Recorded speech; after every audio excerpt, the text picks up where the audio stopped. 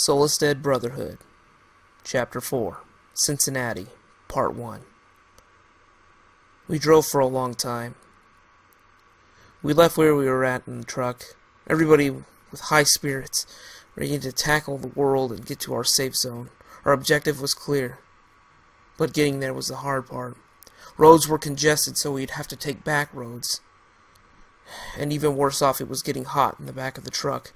The small holes that we would put our lips against to get some fresh gaps of air were not doing it. The smell of kerosene and heat, still air, were starting to fill our lungs. A mild high was coming from the fumes, and we were definitely all getting nauseated, which led to the puking. But that was just the beginning. The encapsulated hell began to get worse for us as the darkness began to play with our minds. The heat made it worse for us. No matter how much water we drank, we'd still sweat it all out. It was absolutely miserable.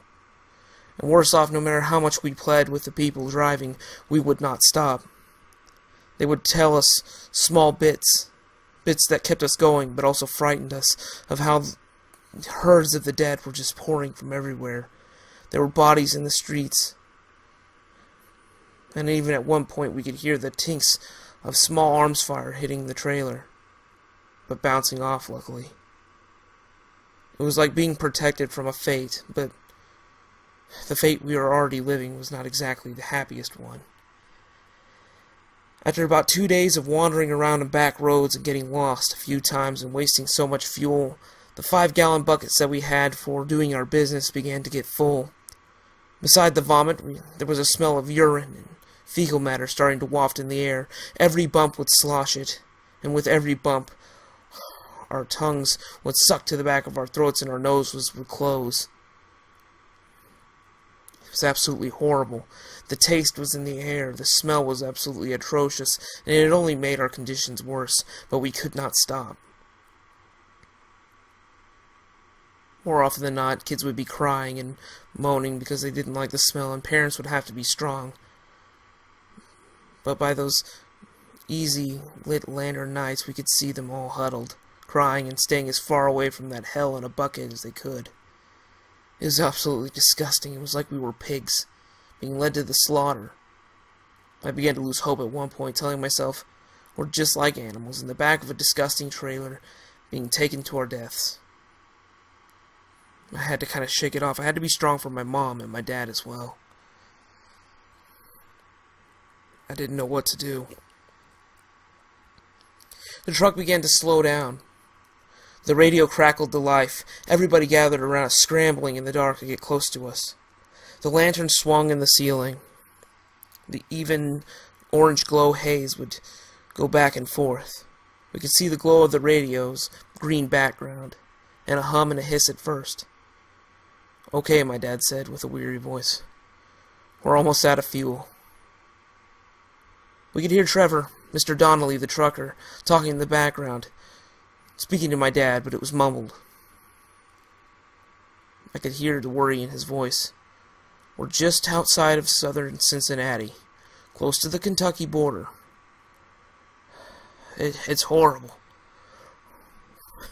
We're on the other side of the highway right now. The going in part. The other side's just loaded with cars." We peeped out. It was still a little bright, and we could see miles worth of cars, hundreds. The derail divider was blocking off some of the dead meandering towards our truck, as the sound encouraged them to follow us.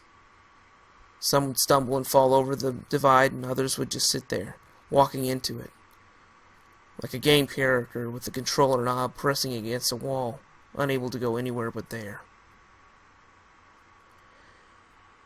I peered away, sat down. I did not want to see any more. Why Cincinnati, I thought. Ohio, of all places? Why would we be here? There's a lot of people here. The trucker took the radio from my father. "Y'all, this is Trevor," he said somberly. Everybody listened closely. "We're gonna have to make a stop. We're almost out of fuel. The truck's hiccuping. Sure you can feel it." The truck would lull a little bit and slow down. Trevor would attempt to gas the truck, but it just wouldn't work. We're not going to last like this forever, so We're going to make a pit stop. We're going to pull off the road, and we're going to grab all the stuff. When I stop, I'll open the gate. Don't run out. You guys haven't been walking around for a while, so you might be a little weak. I can hear my dad say, I can't imagine it smells any better in there. The trucks finally stopped as we pulled off the side of the road. Bumpiness, the sloshing of the bucket spilling everywhere. Oh, gods and moans, and thank goodness and prayers were going up of happiness. We were finally going to get out of this horrible shell, out of our coffin, away from this horrible hole. The doors opened, and the nice dawn light peered through, blinding us at first. Alright, everybody, take it slow, my dad hopping up inside the trailer, smearing his hands in the filth and excrement that was spilled onto the ground. Oh, he said, as he held his nose and tried to wipe his hand on the sidewall. It's horrible. What happened back here? One of the men smiled as he slowly tried to get out, slipping on the nastiness. We hit a couple bumps. He was pale, sickly as we all were. Come on, let's get you guys out of here, Trevor said. Oh, good Lord Jesus and the shepherds, as he pulled his shirt above his face, trying to block the smell. Let's go. Hey, grab some of those water jugs back there, all of them, and get those wood pikes. We'll have a meeting out, alright? Alright? We set up a few folding chairs from the back of the truck, and we got towards the woods, away from sight. We're going to have to abandon the truck, Trevor said. My dad spoke up. We did some talking. We might have to camp out here for a while. We'll go looking for supplies, go look for some fuel inside the cars. But wait, my mom said, and a few others. Aren't there dead over there? You told us about that. If we're extra quiet, my father replied, we should be safe. Only me and Trevor will do it. But who's going to drive the truck if one of y'all gets hurt? Said one of the sergeants. The other military figure said, we're coming with you. My dad said, we don't want to run too many risks. Trevor sat deep in thought as he sat in the lawn chair. They're right, though. I'm the only one here that's possibly qualified to drive this. Driving a rig isn't exactly easy, and if I go, we could lose our best chance to get out of here, and we could just might as well say everybody might as well walk on foot if I get bit or die. His parents, you guys should be protecting your kids. That's what a parent should do. Stay with your boy, James. As parents, we can't afford to get away from our kids. They won't survive out here without us. The soldier spoke up. We'll all go. No guns, my father said. Only use them if you absolutely have to. No guns? Are you kidding me? Let things get up close to you, they'll overpower you and bite you. You have to use knives, my dad tried to tell them. I know it's easy to shoot them in the head, but you have to know by now, especially since you were doing that checkpoint, that those things are attracted to sound. We don't know how many rounds we have, and we might just have to fight people.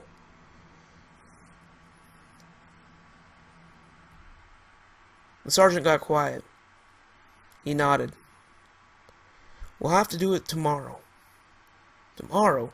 But tomorrow night's all that far away. We might not survive that long. Trevor was quiet. My dad said, we do need to get that fuel immediately. We can't do it in the morning. What do you expect us to do? The sergeant said, as he replied. Not a lot of options. We're just covered by a little bit of foliage. That truck is a big sore thumb. Yes, but it's parked off to the side, my father said. No one has seen us. Nobody that you've seen. There could be somebody watching us over there with a nice little monocle, watching us, a binocular, if you will. Like a hunter. Some of the people got scared. Hey, said one of the parents, you're scaring my kids. I'm sorry. I don't know what to do. Well, can't we just defend ourselves, I thought? Yeah, I shook my head. Dad, why don't we just set up like a little wall, like some wire with some cans or something, so if they show up, we can just kind of sneak away. Trevor stood up and snapped his fingers. I'll do you one better. He goes over to the pile of sticks. There's about 90 pylons here. My dad looked over. Aren't those just for pitching tents? The tips are sharpened and fire hardened. Back in the old days, in the old wars, they would use these things called wooden palisades, long to medium short poles. They would sharpen the ends and place them at a certain degree angle, I'd say 90 degrees, 40 degrees, depending on what's going on. They would use them to slow infantry down and even take out horses because they couldn't look down. It's the same principle for the dead. They don't mind them. They'll just come towards you and they'll get stuck on the palisades. Wouldn't it snap them? Push them out? No, the way they're dug in, them walking into it, Trevor retorted, would only dig them in deeper, and that would give us plenty of time to get away. All we have to do is dig them down. We'll place them in different directions, but make sure some of them overlap or cross, something like that, so it makes it to where the dead can't get through. They won't know what's going on to them, and we can stick the knife in their head, line them up like ducks in a row. The sergeant and all the soldiers agreed. One of the fathers spoke up. That just might work. And we got plenty of water, and we got some food. We can make this work. We could stay here for a little bit. My dad sat back in the chair, my mother next to him. He was shaking his head. Trevor's right, he said, but we can't just stay here forever. Dad, I said, not now, son. Dad!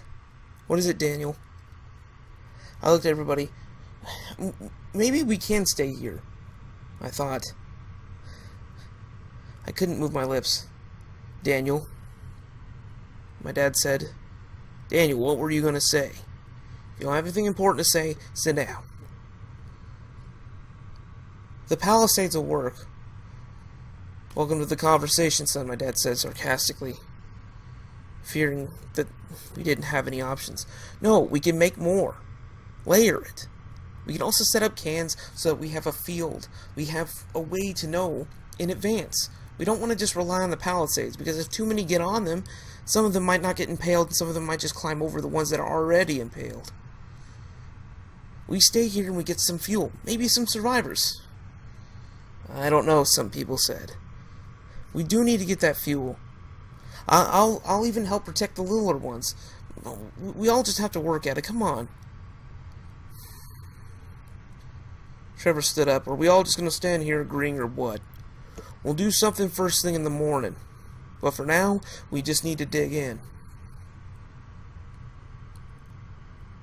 Not a few minutes later, we could hear rustling in the bushes. The soldiers raised their firearms, 5 of them.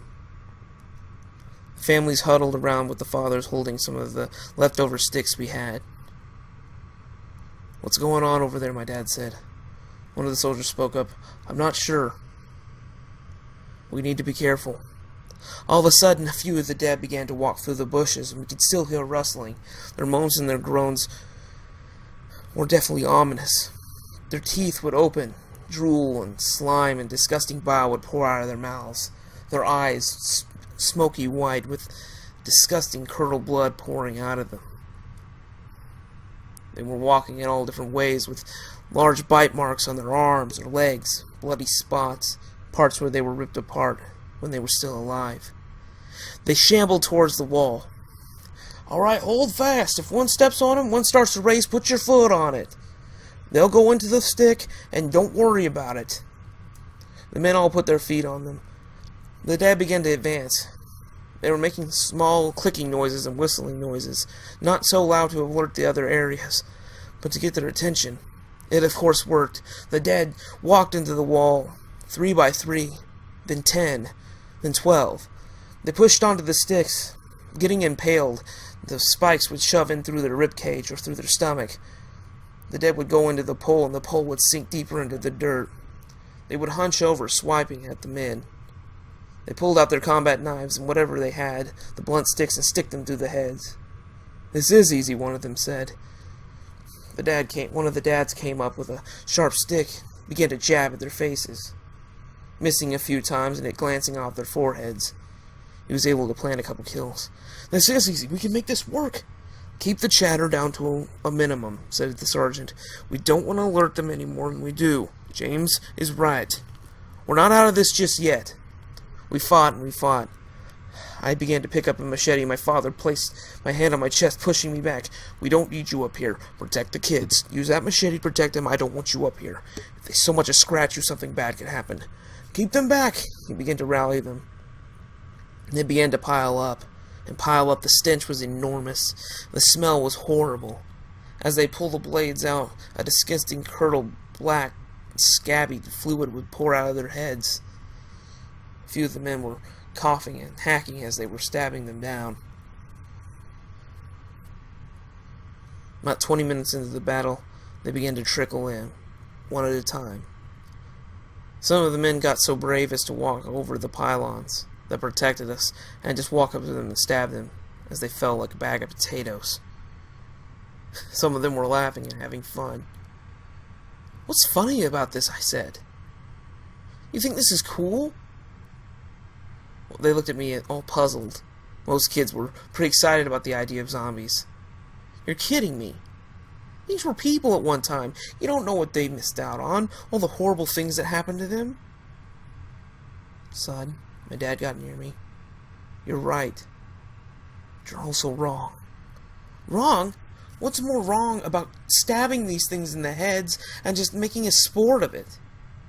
I mean, back then I used to play games like Call of Duty and all these shooters and shoot zombies and kill all these bad monsters and bad guys. Be it with gun or blade or magical spells. But these were real people, tangible people. Some of these were kids. Kids in high school, not much older than I am.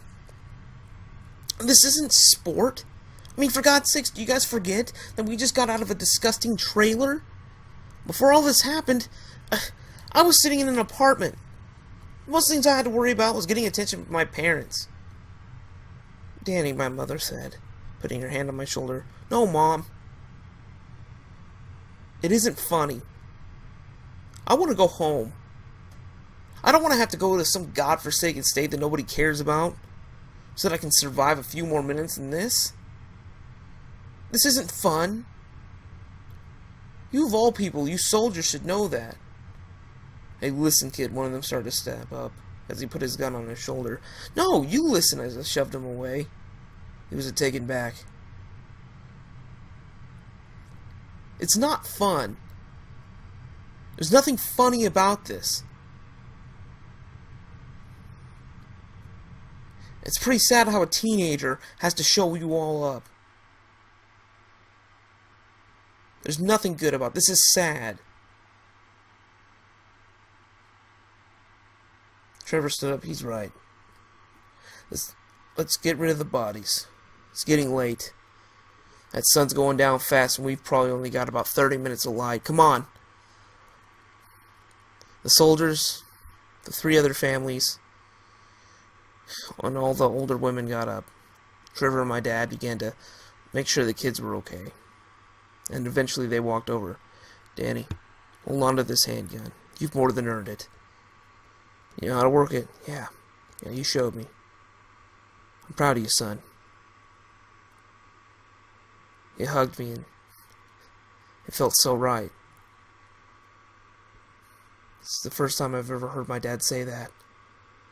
God, I would have given my left arm for something like this when I was growing up.